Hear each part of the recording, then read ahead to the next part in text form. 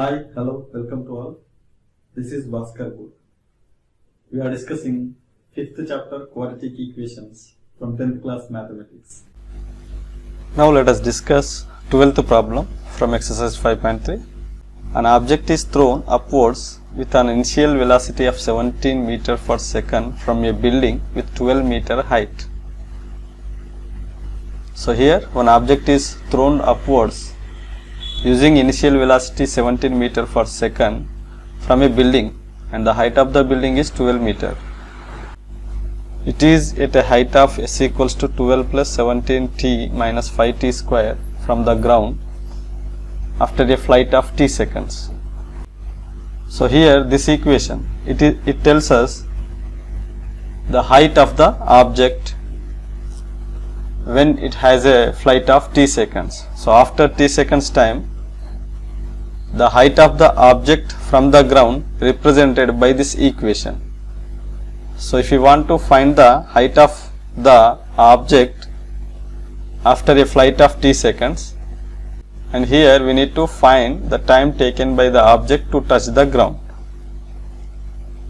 So we need to find the time t that is taken by the object to touch the ground. So this is our problem.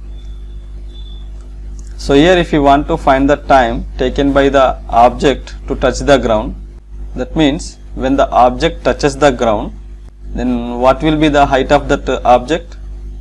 It will be 0. Since it is touching the ground, it is not in the height from the ground.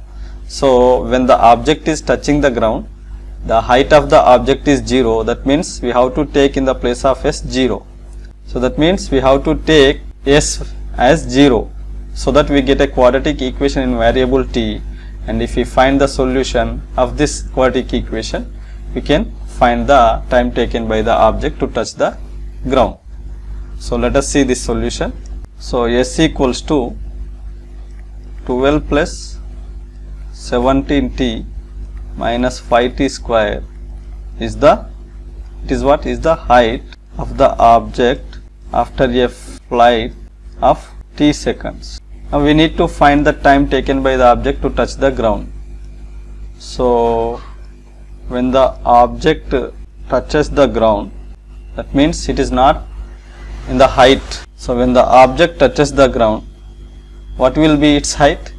It will be 0. So when the object touches the ground, then the height of the object from the ground will be how much? 0.